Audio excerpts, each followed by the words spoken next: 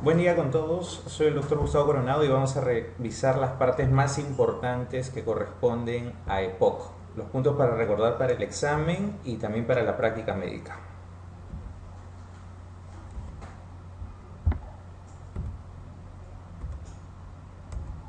Muy bien, la definición de EPOC son las siglas de enfermedad pulmonar obstructiva crónica y se define según el último consenso y las últimas guías como una limitación crónica al flujo aéreo y que generalmente es progresiva.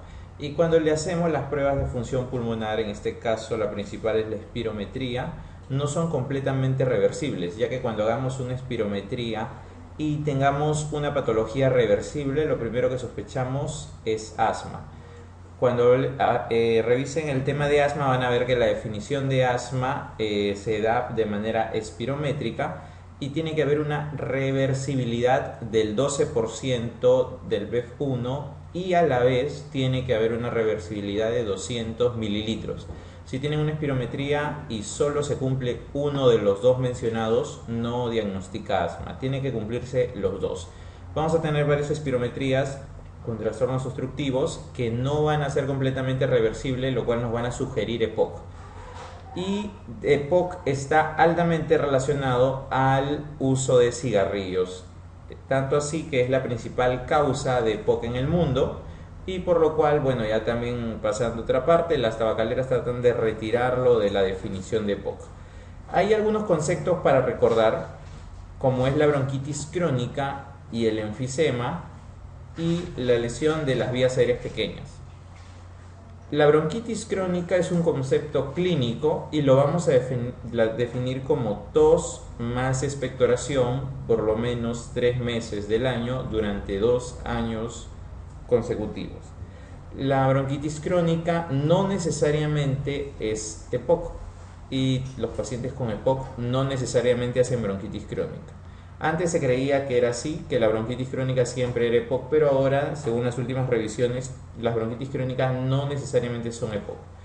Y también el concepto de enfisema, que este es un concepto más anatomopatológico. Para eso tenemos que ver a nivel microscópico la dilatación del acino más destrucción de la pared alveolar, como se puede observar en la imagen, y esto define enfisema. Va a haber ruptura de las paredes alveolares, lo cual va a disminuir la retracción elástica pulmonar, y si disminuye la retracción elástica pulmonar vamos a ver que el volumen o capacidad pulmonar o capacidad vital está aumentado. Entonces, cuando tengamos la radiografía de nuestro paciente nos van a hablar de signos de atrapamiento aéreo en la radiografía o en la tomografía, como son una hipertransparencia de los campos pulmonares, descenso de los semidiafragmas, aumento de la separación entre las costillas, aumento del espacio retroesternal y delante del corazón, y también el conocido corazón en gota, ya que si los descienden ambos semidiafragmas,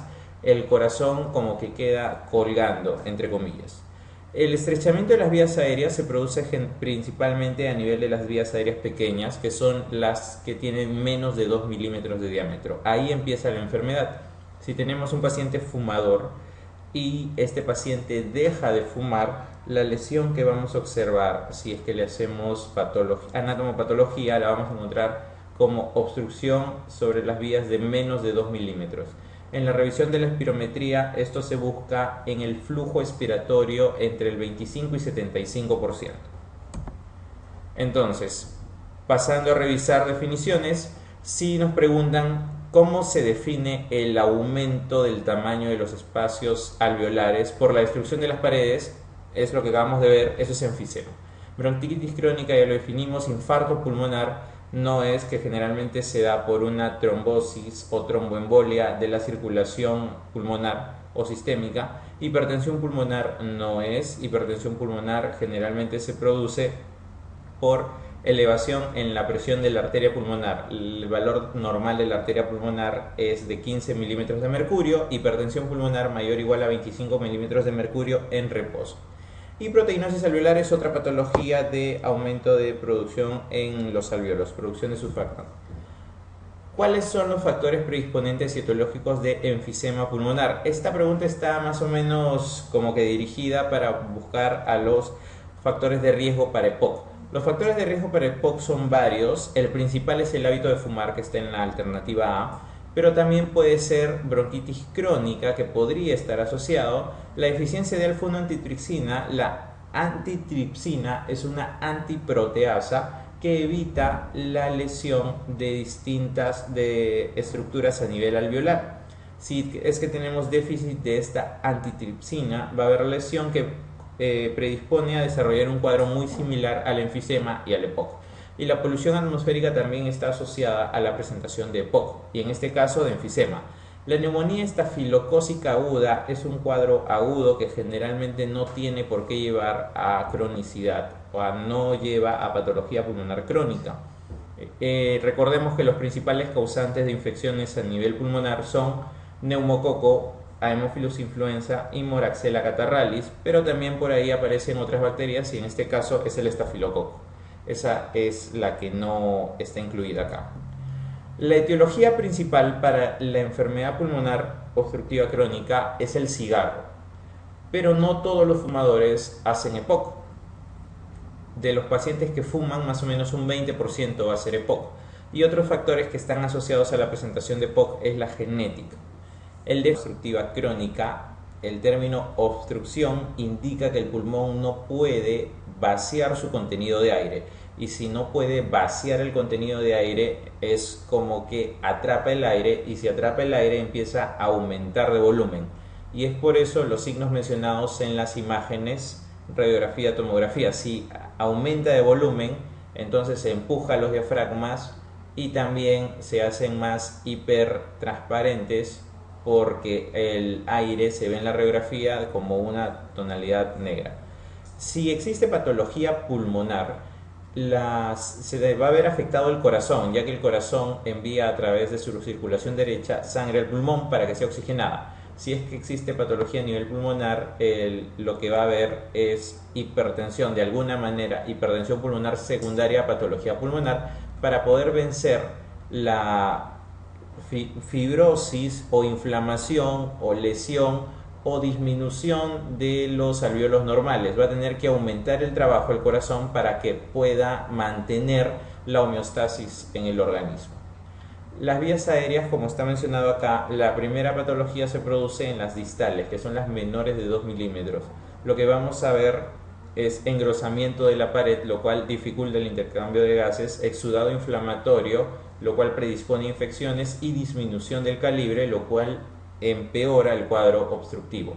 A nivel de las vías proximales, vamos a ver que las células caliciformes se hipertrofian y también hay hipertrofia glandular. Esto se mide a través del índice de Reit. El índice de Reit se usa a nivel anatomopatológico para evaluar la hipertrofia glandular. El valor normal de índice de Reit es de 0.25 más o menos.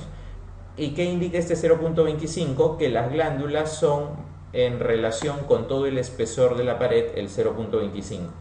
Cuando hay hipertrofia es de 0.6 a mayor valor del índice de Reit. A nivel del parénquima vemos lo mencionado, destrucción de las paredes alveolares, que eso nos lleva a enfisema, así también la dilatación de la apoptosis de las células endoteliales y epiteliales.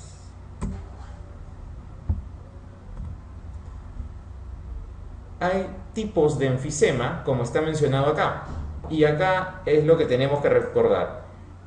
El enfisema, primero el del tabaco, el enfisema del tabaco, el tabaco es humo y el humo asciende, así que el enfisema del tabaco se localiza en los ápices y generalmente es centroacinar. El humo llega a la región central del pulmón y asciende. El enfisema del tabaco está en los ápices.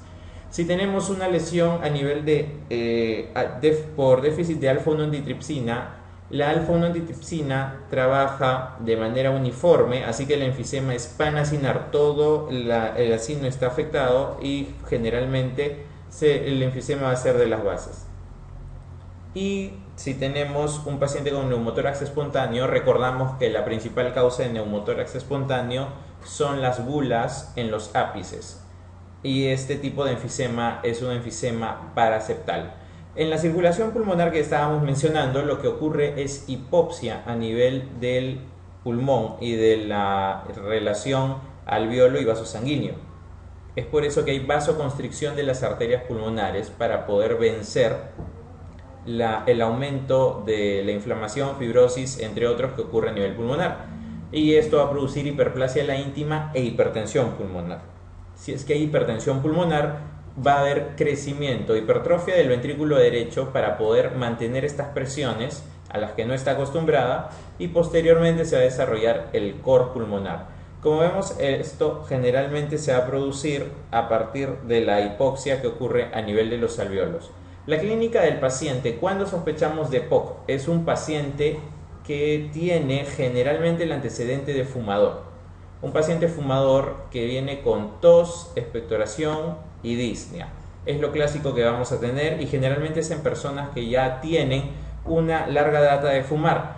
¿Cómo calculamos esto del fumar? Esto se calcula con los paquetes año.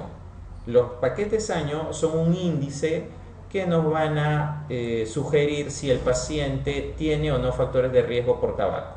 ¿Cómo se calcula? Se calcula por el número de cigarrillos por día fumados por el número de años que lleva fumando entre 20. Y así nos sale la fórmula de paquetes año. Algunos libros mencionan que a partir de 10 o 15 ya tiene alto riesgo de hacer EPOC, y más de 20 tiene riesgo para cáncer pulmonar. El cigarrillo está asociado al cáncer pulmonar, generalmente el epidermoide, y a los no fumadores es el cáncer pulmonar tipo adenocarcinoma. Entonces, deficiencia de alfa-1 antitripsina, lo estamos mencionando, está asociado a un enfisema panlobular. Los otros no están asociados a alfa-1 antitripsina. La causa fundamental de hipertensión pulmonar, que hemos revisado toda la fisiopatología en los pacientes con EPOC, se debe primeramente por hipoxia alveolar. El resto puede presentarse después, como la policitemia secundaria podría presentarse después, o restricción del lecho vascular, pero todo empieza porque hay hipoxia en el alveolo. ¿Por qué mecanismo aparece la hiperinsuflación dinámica durante el ejercicio en los enfermos con EPOC? ¿Qué es la hiperinsuflación dinámica? Si es que alguna vez quieren saber cómo se siente un paciente con EPOC, hagan inspiración profunda, tomen todo el aire que puedan y después a la expiración solo boten el mínimo volumen que puedan. Y es así como está un paciente con EPOC, maneja volúmenes mínimos, porque hay colapso de su vía respiratoria para poder expirar el aire. Entonces, estos pacientes, ¿por qué es que hacen hiperinsuflación dinámica? Porque ellos toman aire y cuando expiran el aire no llegan a expirar todo el aire. Es un vaciado incompleto del pulmón, que se encuentra en la clave B. Es vaciado incompleto de las unidades alveolares por el aumento de la frecuencia respiratoria. No es por una disminución en la orden respiratoria, ya que eso tendría que depender del centro respiratorio. En los pacientes con EPOC, sin embargo, los pacientes con EPOC son retenedores de CO2 debido a este trastorno de la ventilación. En una persona normal, para que se altere la frecuencia respiratoria depende de la hipercapnia. Nosotros tenemos valores ya previos a los que el cerebro trabaja, y si es que se empieza a elevar el CO2, empezamos a hiperventilar. En los pacientes con EPOC, no. En los pacientes con EPOC, como retienen CO2 de manera crónica, entonces no se llevan por esta alteración del CO2. Ellos se llevan por la hipoxemia. Por eso, cuando estemos en la emergencia haciendo alguna guardia y nos llegue algún paciente con EPOC, tenemos que recordar no ponerle mucho oxígeno. ¿Por qué? Porque ese es el gatillo que activa su centro respiratorio para mantener la ventilación. Si le damos mucho oxígeno, ese poco control respiratorio que tiene se altera y probablemente sea muy difícil desconectar a nuestro paciente del oxígeno suplementario. Por eso, tenemos pacientes con EPOC con dificultad respiratoria, le damos oxígeno pero a flujo bajo. Los pacientes con EPOC pueden presentarse de dos maneras generalmente, ya que existen otros fenotipos que se están estudiando, como han sido publicados, como es el fenotipo mixto, los pacientes con EPOC, pero que tienen características de asmáticos. y los mencionados acá son los principales. Hay otro fenotipo como por ejemplo el fenotipo con alfa-1-antitripsina, pero son los más raros. El 1% de los pacientes con EPOC más o menos son los que tienen por déficit de alfa-1-antitripsina. Entonces, ¿cómo recordamos a los pacientes con enfisema o con bronquitis? El paciente enfisematoso tiene destrucción de las paredes alveolares y son los alveolos los que principales para hacer el intercambio de gases. Entonces, ¿cuál va a ser la clínica característica de un paciente enfisematoso? Hace disnea. El paciente enfisematoso hace disnea y el resto de síntomas como es esputo y tos lo presenta menos. ¿Por qué? El paciente con bronquitis es el que principalmente tiene hipertrofia glandular y aumento del esputo. Entonces ellos generalmente no hacen disnea, pero hacen infecciones bronquiales muy frecuentes y el esputo abundante y generalmente purulento. Los episodios de insuficiencia respiratoria en el paciente enfisematoso se da por evolución de la enfermedad, pero en los pacientes con bronquitis se da de manera repetida ya que hacen infecciones frecuentes. El enfisematoso es raro que haga poliglobulia. En cambio, el de bronquitis crónica sí, porque lo que hace es hipoxia alveolar de manera frecuente y ellos hacen poliglobulia. Y si seguimos el cuadro, vamos a ver que ellos son los que hacen de manera más frecuente el cor pulmonar. También, si vemos acá el análisis de gases nos indica que los pacientes con bronquitis crónica son los que hacen retención de CO2 más frecuentemente que los pacientes enfisematosos. El enfisematoso, lo que hemos mencionado es que hace destrucción de las paredes alveolares. Entonces, si destruye las paredes alveolares, es difícil que pueda tener una retracción normal del pulmón. Su retracción está muy disminuida a comparación del paciente que hace bronquitis crónica. Y en la resistencia de las vías aéreas, la resistencia del enfisematoso es normal, pero del bronquítico crónico está aumentada porque tiene que vencer los tapones de moco que presenta. En el enfisematoso, ¿qué es lo que vamos a encontrar? Disminución del murmullo vesicular, y en el bronquítico crónico moviliza secreciones y va a tener roncantes y en algunos casos sibilantes, entre otros. Entonces, en un paciente con EPOC queremos diferenciar qué es lo que predomina, si es enfisematoso o si es bronquítico crónico.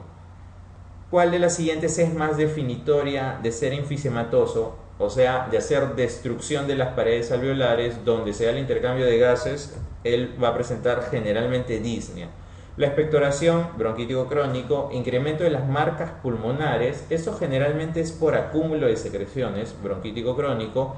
La hipercapnia, bronquítico crónico, que generalmente retiene más CO2, y el aumento de la presión venosa, que es secundario al cor pulmonare del bronquítico crónico. ¿Cuál de las siguientes características no es propia del enfisema pulmonar? No es propia de enfisema pulmonar. El cor pulmonar es una complicación frecuente del bronquítico crónico, así que esa no es de enfisema pulmonar, ¿no? Pero repasando las otras rápidamente, el enfisema pulmonar es el que hace destrucción de alveolos. ¿Aparece hiperinsuflación? Sí. ¿La disnea es más grave? Sí. La cianosis no es un signo llamativo, ya que él generalmente no se descompensa tan frecuentemente como el otro, y la capacidad de difusión de los gases a nivel alveolar está disminuida. La clave es la A. Pero aprovechando esta pregunta, la capacidad de difusión de los gases es una prueba de función pulmonar que se realiza para ver cómo es que difunde. Nosotros, cuando hacemos función pulmonar, podemos medir la ventilación, podemos medir el intercambio de gases y podemos medir el transporte. En el intercambio de gases usamos una prueba que se llama difusión de monóxido de carbono. ¿Cómo esperamos que esté en un enfisematoso pulmonar? ¿Cómo funciona? Hacemos que el paciente respire monóxido de carbono y que el monóxido de carbono pase a la sangre, ya que es 200 veces más difusible que el oxígeno. Y este CO va a pasar a la sangre a través de las paredes alveolares. En una persona normal va a pasar, pero en un enfisematoso las paredes alveolares están destruidas. Entonces va a pasar menos CO.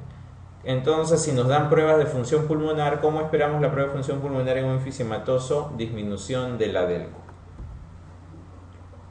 Esta parte es la parte espirométrica, que hay Lo básico para recordar es el diagnóstico. El diagnóstico del EPOC es un diagnóstico espirométrico post-broncodilatación. Lo que hacemos es que el paciente haga una espirometría forzada y lo que vemos es la relación que se encuentra en el círculo rojo del lado izquierdo. Y no solo en EPOC, sino en cualquier enfermedad.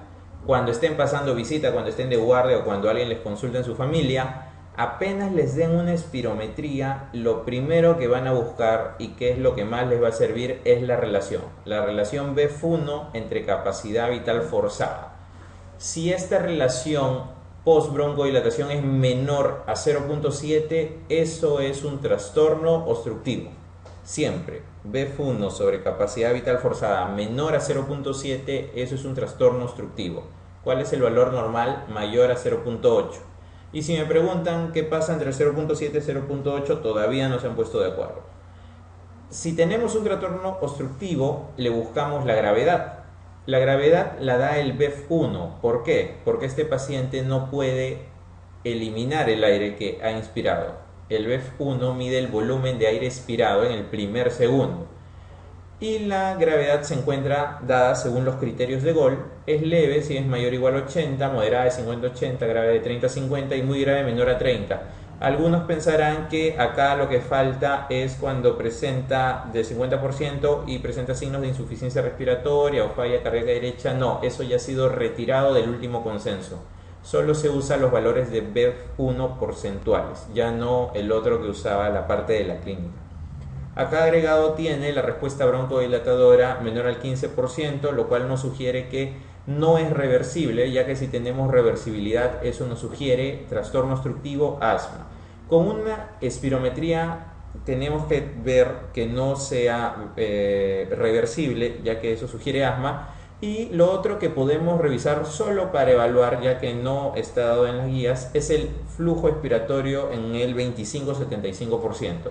Si tenemos una espirometría totalmente normal, pero el flujo está disminuido, eso nos indica que está empezando la obstrucción a nivel de las vías aéreas de pequeño calibre, menos de 2 milímetros. En un paciente con EPOC, la prueba de función pulmonar, ¿qué es lo que va a mostrar? Antes de ver todas las alternativas, recordemos qué es lo que hace un paciente con EPOC. Un paciente con EPOC toma aire bastante bien, infla los pulmones y cuando quiere eliminar el aire no puede. Entonces, en términos sencillos, ¿cómo medimos que no puede eliminar el aire? Tiene una disminución del BF1, que es lo que mide cómo elimina el aire. Pero otra cosa que hace es respira una cantidad de aire, elimina menos aire. Respira una cantidad de aire, elimina menos aire. Entonces atrapa aire. ¿Qué es lo que hace cuando atrapa aire? Aumenta su capacidad vital. Por eso es que tiene todos los signos mencionados en las radiografías. Con esos datos podemos tener la clave que el paciente va a hacer disminución del BF1 y aumento de la capacidad vital. ¿Qué pasa si tenemos una espirometría que el paciente hace un trastorno obstructivo, o sea, una relación menor a 0.7 y hace disminución de la capacidad vital? Es lo que muchos les van a decir como trastorno mixto, pero la manera correcta de llamarlo es un trastorno obstructivo con capacidad pulmonar disminuida. También se puede dar, pero no. Lo que tienen que recordar es lo de esta clave. Aumento de la capacidad vital porque atrapa el aire y no lo puede botar, disminución del BF1.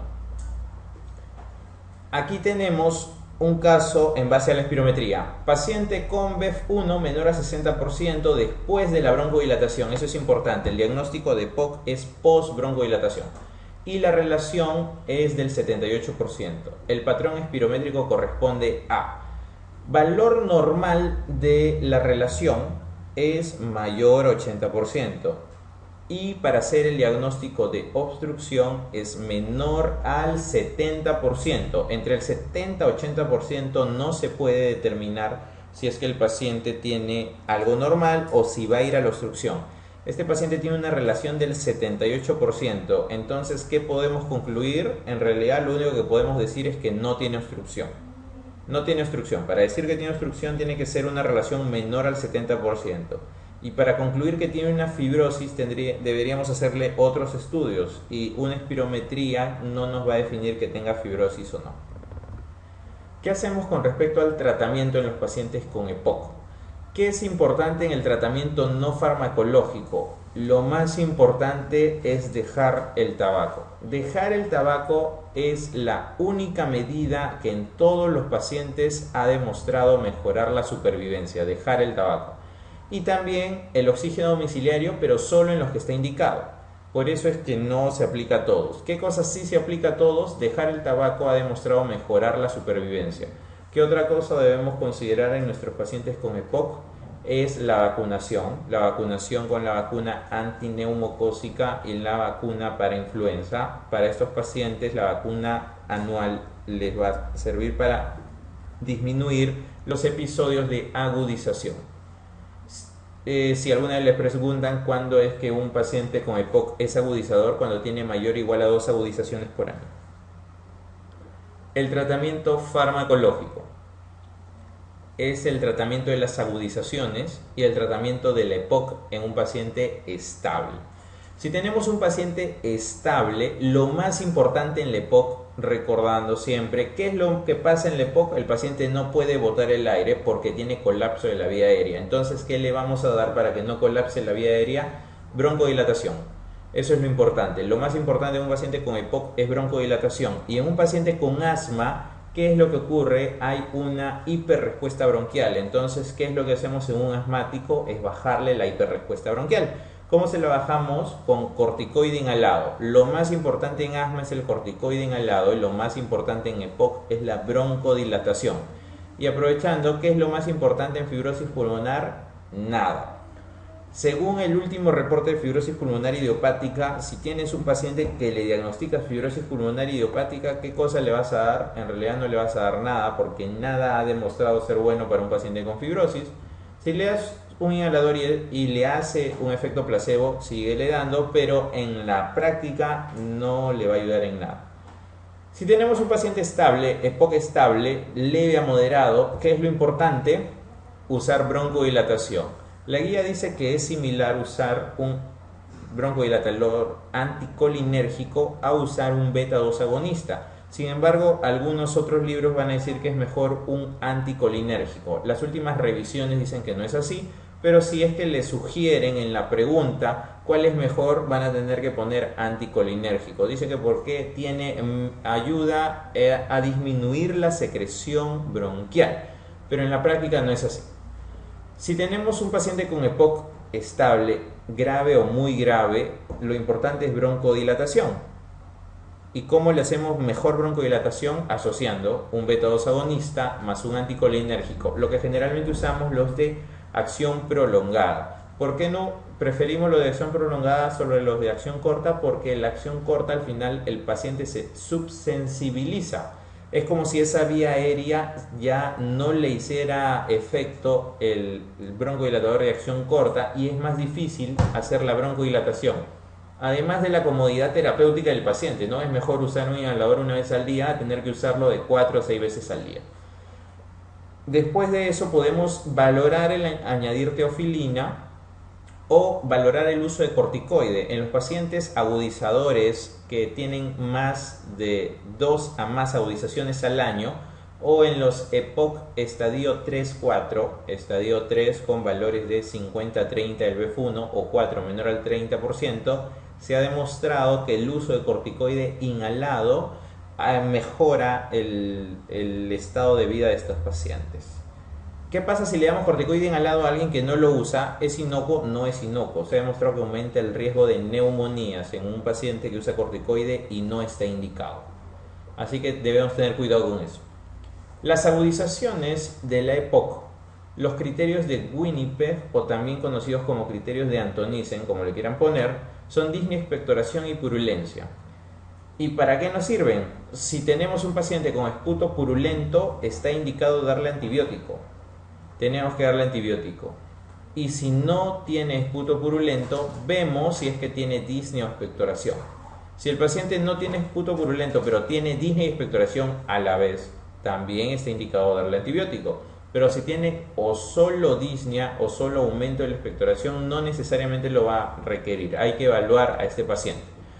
¿Qué es lo que hacemos con la agudización? Lo importante en EPOC: broncodilatación, beta agonistas o anticolinérgico, el uso de corticoides, pero corticoides a cursos cortos, entre 5 a 7 días, y el oxígeno suplementario de ser necesario.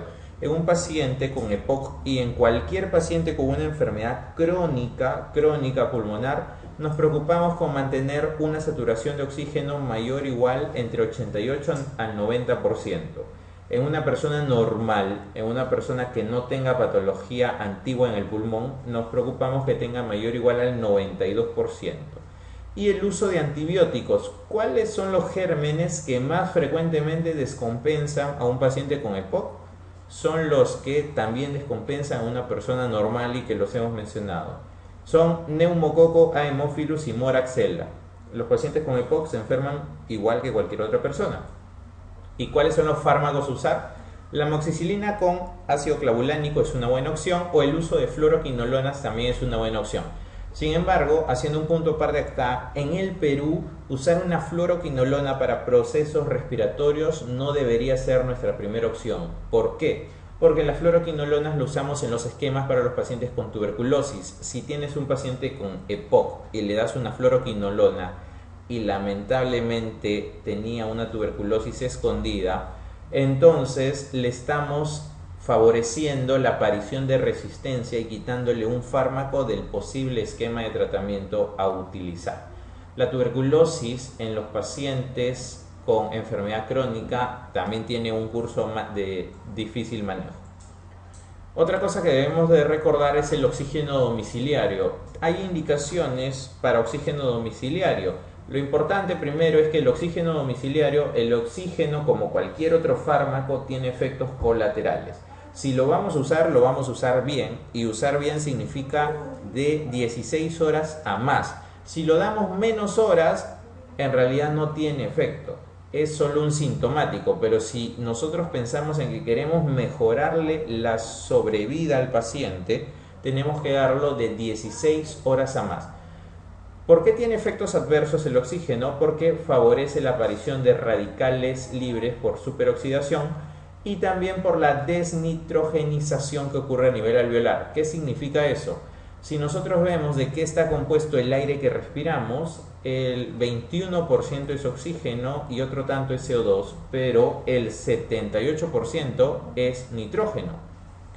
Entonces, ¿qué hacemos con tanto nitrógeno que entra al cuerpo? El nitrógeno es un gas que se encuentra en los alvéolos y evita el colapso alveolar. Si nosotros le metemos oxígeno al 100% a nuestros pacientes para mejorarle la saturación, le estamos sacando lentamente el nitrógeno de los alvéolos, y sacarle el nitrógeno de los alvéolos a una persona significa que favorecemos el riesgo de colapso alveolar o de atelectasia en todo caso. Por eso el oxígeno no es un elemento inocuo. ¿Cuándo se da oxígeno domiciliario? Cuando el paciente tiene un ADA con menos de 55 de presión de oxígeno en reposo, o cuando tenga de 55 a 59 con síntomas de cardiopatía derecha o insuficiencia cardíaca congestiva o cor pulmonare o policitemia, que también tenemos que recordar policitemia como hemoglobina mayor a 55. Cualquiera de estos nos indica el uso de oxígeno domiciliario. También tenemos que recordar que los valores de CO2 no nos sugieren el uso de oxígeno domiciliario. ¿Por qué? Por lo mencionado, un paciente con EPOC retiene CO2, y si retiene CO2 no va a ser un buen indicador para saber cuándo usar oxígeno domiciliario. Y recordemos, para la práctica en general, cuando nos pregunten insuficiencia respiratoria, ¿cómo se define el diagnóstico de insuficiencia respiratoria? Es un diagnóstico gasométrico y se define por la presión de oxígeno menor a 60 o la presión de CO2 mayor a 50, cualquiera de los dos. Cuando nos mencionen eso, vamos a ver que algunos van a decir insuficiencia respiratoria tipo 1, tipo 2 y tipo mixta, pero la más usada es la clasificación de insuficiencia respiratoria de 1 al 4. La tipo 1 es la hipoxémica, y generalmente la tipo 1 es por patología propia del pulmón. La tipo 2 o hipercápnica, que generalmente es por patología fuera del pulmón, como por ejemplo podría ser fractura costal o podría ser un TEC, entre otros. La tipo 3 es la insuficiencia respiratoria perioperatoria y generalmente se produce por atelectasias posoperatorias, por mal manejo del dolor o por un tiempo operatorio prolongado. Esa es la insuficiencia respiratoria tipo 3. Y la tipo 4 es la insuficiencia respiratoria asociada al shock. Un paciente en shock obviamente hace hipoxemia y también puede hacer insuficiencia respiratoria. Tenemos que recordar que de los grupos del 2 al 4 el oxígeno es de apoyo y tenemos que resolver la causa que está produciendo la insuficiencia respiratoria. El índice de Reid, para recordar, es de uso en la anatomía patológica y nos indicaba la hiperplasia glandular en los casos que hay hiperplasia en EPOC, es por bronquitis crónica. Enfisema pulmonar, destrucción de las paredes alveolares. Bronquiectasias, dilatación irreversible de los bronquios, eso es bronquiectasia. Bronquitis aguda es un cuadro agudo infeccioso de las vías bronquiales bajas, y el asma bronquial es la patología que generalmente se da por hiperrespuesta de las vías aéreas. Causa más frecuente de hemoptisis de cualquier cuantía. Si tenemos un paciente que viene a nuestra emergencia por hemoptisis, lo primero que tenemos que sospechar es bronquitis o bronquiectasias. Aunque también la tuberculosis de hemoptisis no es la causa más frecuente. Lo que sí nos va a dar, si queremos relacionar hemoptisis y tuberculosis, son las secuelas de la tuberculosis. O sea, las bronquiectasias secuelares nos dan hemoptisis. El cáncer de pulmón también puede dar hemoptisis, tiene que ser un cáncer cercano al ilio. El adenoma bronquial también, o el infarto pulmonar también. El infarto pulmonar como tromboembolismo pulmonar también puede dar hemoptisis. ¿Cuál es el germen que con mayor frecuencia va a causar infecciones agudas en pacientes ambulatorios? No olvidemos, en un paciente con EPOC, ¿qué lo descompensa? Lo descompensa lo mismo que descompensa cualquier persona: neumococo, moraxella y Haemophilus influenza. El micoplasma y clamidia mencionados en las alternativas D y E son los mencionados gérmenes atípicos, intracelulares y que van a ir bien en tratamiento con macrólidos. Klebsiella es raro que produzca una exacerbación, y Estafilococo aurea meticilino resistente podría ser, pero no es la principal causa. El Estafilococo aurea meticilino resistente es un germen intrahospitalario, y si es meticilino resistente lo vamos a tratar generalmente con vancomicina. Paciente con EPOC que tiene compromiso por Mycoplasma pneumoniae, lo acabamos de mencionar. Tratamiento de elección de los atípicos son los macrólidos.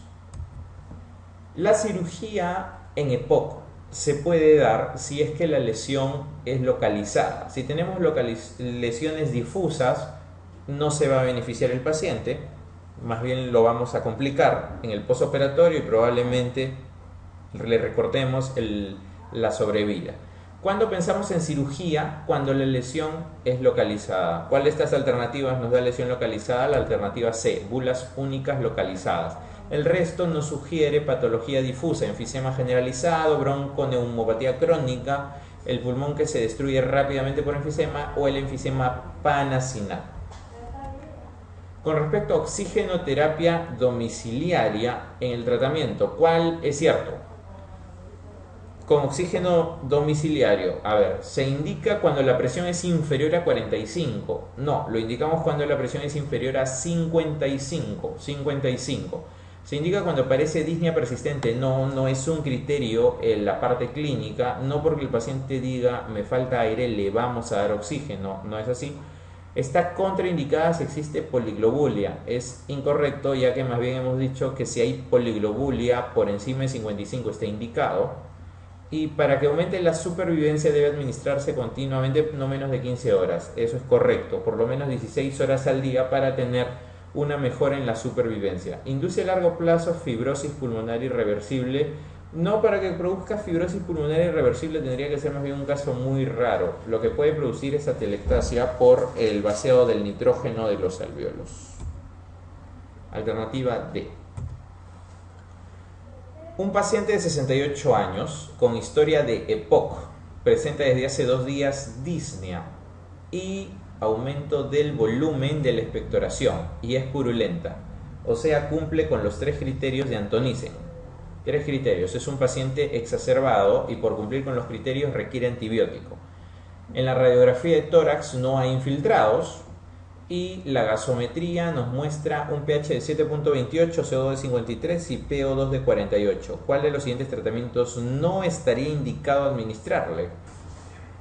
Revisando las alternativas, con el caso que tenemos, es un paciente con exacerbación del EPOC. Entonces, si está en hipoxemia, según el AGA, presión de oxígeno de 48, se va a beneficiar del oxígeno, clave A. Es un paciente con EPOC exacerbado. Todo paciente con EPOC se beneficia de broncodilatación. En los cuadros agudos se benefician de broncodilatación de acción corta. Salbutamol es un inhalador de acción corta. ¿Cuáles son los broncodilatadores de acción larga? Son el salmeterol y el formoterol. La amoxicilina clavulánico es un buen antibiótico para iniciar el tratamiento en nuestro paciente, sí es un buen antibiótico, y los pulsos y el uso de corticoide de cursos cortos, sea endovenoso o sea vía oral, es bueno darle a un paciente con exacerbación del EPOC. El uso de bicarbonato no está indicado en la guía de EPOC y es más, se usa de manera muy puntual en algunas patologías, como por ejemplo en el shock séptico o en la cetoacidosis diabética. Por ejemplo, en la cetoacidosis diabética tenemos que esperar a que caiga el pH hasta 7.3 más o menos para poder usar bicarbonato. El uso de bicarbonato no es de manera rutinaria, entonces en este caso la clave es la E. Bicarbonato no necesariamente va a requerir nuestro paciente, no lo requiere. Además, no nos han dado el valor de bicarbonato en sangre, ese es otro de los puntos a recordar. En un paciente con EPOC o hipoxemia importante y que retiene CO2, que nos lo está diciendo en la pregunta, le vamos a dar oxígeno de manera cuidadosa, ya que la hipoxemia es lo que va a disparar su centro respiratorio. No olvidemos, persona normal, su centro respiratorio se activa con hipercapnia, pero los pacientes con EPOC hacen tanta hipercapnia que ya no se activan con eso, sino con la hipoxemia. Si nosotros le damos mucho oxígeno, le quitamos casi su última manera de controlar la respiración y después va a ser muy difícil quitarle el oxígeno suplementario. Paciente con EPOC que retiene CO2, le vamos a dar oxígeno muy bajo, en este caso a 3 litros por minuto. Probablemente esta pregunta está dirigida al uso de cánula binasal. Vamos a recordar que la cánula binasal le podemos dar desde 1 litro hasta 5 litros. Algunos libros muy raros mencionan hasta 6 litros, pero es oxígeno de bajo flujo. Agregando a esta pregunta, cuando estemos con nuestros pacientes o nuestros asistentes o pasando visita, el uso de la cánula binasal, si queremos saber cuánto FiO2 le estamos dando a nuestro paciente, es sencillo. Nosotros respiramos oxígeno a un FiO2 de un 21%. Y para calcularlo con la cánula binasal, al primer litro nada más le agregamos 3. Y de ahí en adelante vamos a agregar 4. O sea, si el paciente está usando 1 litro, 21 más 3 está usando 24%. Y después, por ejemplo, si está usando 5 litros, va a estar usando 40% de oxígeno. Si está usando 4 litros, 36%. Es así como calculamos cuánto de FiO2 tiene el paciente de uso. ¿Por qué es importante saber el FiO2? Porque cuando le saquemos el AGA a un paciente y tengamos la presión de oxígeno, el índice de presión de oxígeno sobre FiO2 es un buen indicador para saber si nuestro paciente está en distrés respiratorio y en cuánto distrés respiratorio está. Si tenemos la presión de oxígeno entre el FiO2, lo normal es mayor a 400. Y si tenemos de 300 o menos, nuestro paciente está en distrés respiratorio, sea leve, moderado o severo. Es una manera de guiarnos si nuestro paciente está yendo bien o mal o está igual. Y eso sería todo con respecto a la clase de enfermedad pulmonar obstructiva crónica. Gracias.